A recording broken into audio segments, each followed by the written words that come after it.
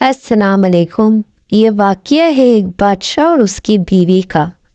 बादशाह की बीवी ने बादशाह से कहा, तू जहन्नुमी है। बादशाह ने कहा, अगर मैं जहन्नुमी हूँ तो तुझे 3 तलाक। अब ये बीवी हलाल है या हराम? इमाम शाफी रहमतुल्लाह अलैह या किसी और फकीह के दौर का वाक़या है कि उस वक्त का बादशाह अपनी बीवी के साथ तखलिया में था। इसकी बीवी किसी वजह से इससे नाराज थी। बादशाह चाहता था कि प्यार और मोहब्बत में वक्त गुजारे और बीवी जली बैठी थी और वो चाहती थी कि इसकी शक्ल एक आंख भी ना देखूं। इधर से इसरार और उधर से इनकार। जब बहुत देर गुजर गई तो बादशाह ने मोहब्बत में कुछ और बात कर दी। जब बादशाह ने बात कर दी तो बीवी ने कहा, जहन्नुमी दफा हो यहाँ से। जब बीवी ने इतनी बड़ी बात कह दी तो बादशाह को भी गुस्सा आ गया। चुनाचा कहने लगा, अच्छा अगर मैं जहन्नुमी हूँ तो तुझे भी 3 तलाक। अब बादशाह ने बात तो कर दी मगर वो दोनों पूरी रात मुतफक्किर रहे कि आया तलाक हुई भी है या नहीं। खैर सुबह उठे तो उनके दिमाग ठंडे हो चुके थे। चुनाचा फतवा लेने के लिए परेशान हो गए। किसी मुकामी आलिम के पास पहुंचे और उनको पूरी सूरत हाल बताई और कहा कि बताएं कि तलाक वाकई में हुई है या नहीं। क्योंकि मशरूत थी, उन्होंने कहा, मैं इसका फतवा नहीं दे सकता क्योंकि मैं नहीं जानता कि तुम जहन्नुमी हो या नहीं। कहीं और उल्मा से भी पूछा गया मगर इन सब ने कहा कि हम इसका फतवा नहीं दे सकते क्योंकि बात मशरूत है। बादशाह चाहता था कि इस कदर खूबसूरत और अच्छी बीवी मुझसे जुदा ना हो मगर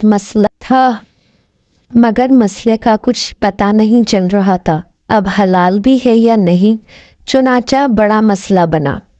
बल्कि बादशाह का मसला तो और ज़्यादा फैलता है। बिलाखिर एक फकीह को बुलाया गया और इनसे अर्ज़ किया गया कि आप बताएं।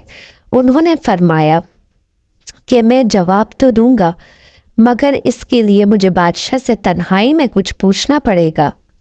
उसने कहा, ठीक है पूछे। चुनाचा उन्होंने बादशाह से अलैदगी में पूछा कि क्या आपकी ज़िंदगी में कभी कोई ऐसा मौका आया है कि आप इस वक्त गुनाह करने पर कादिर हो मगर आपने अल्लाह के खौफ से कबीरा गुनाह छोड़ दिया हो। बादशाह सोचने लगा। कुछ देर सोचते रहने के बाद बादशाह ने कहा, हाँ एक मर्तबा ऐसा वाक़या पेश आया था। पूछा वो कैसे? वो कहने लगा, एक मर्तबा जब मैं आराम के लिए दोपहर के वक्त अपने कमरे में गया तो मैंने देखा कि महल में काम करने वाली लड़कियों में से एक बहुत ही खूबसूरत लड़की मेरे कमरे में कुछ चीज़ें संवार रही थी। जब मैं कमरे में दाखिल हुआ तो मैंने इस लड़की को कमरे में अकेला पाया।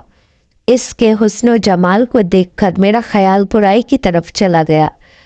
चुनाचा मैंने दरवाजे की कुंडी लगा दी और इसकी तरफ आगे बढ़ा।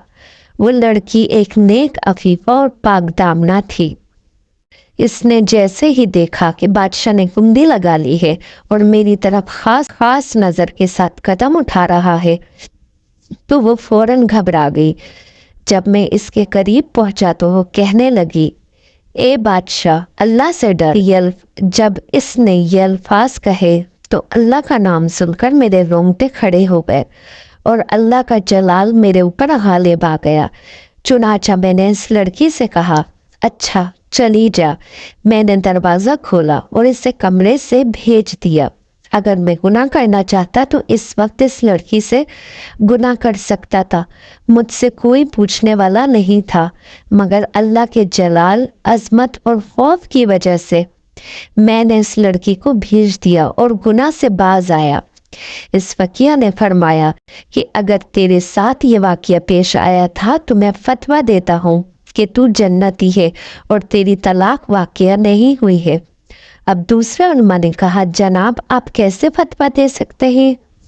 उन्होंने फरमाया, जनाब मैंने अपनी तरफ से कोई फतवा नहीं दिया, फतवा तो कुरान दे रहा है। वो हैरान हो गए कि कुरान ने फतवा कहाँ दिया। انہوں نے جواب میں قرآن کی آیت پڑھی کہ جو اپنے رب کے سامنے کھڑے ہونے سے ڈر گیا اور اس نے اپنے نفس کو خواہشات میں پڑنے سے بچا لیا تو ایسے بندے کا ٹھکانہ جنت ہوگی۔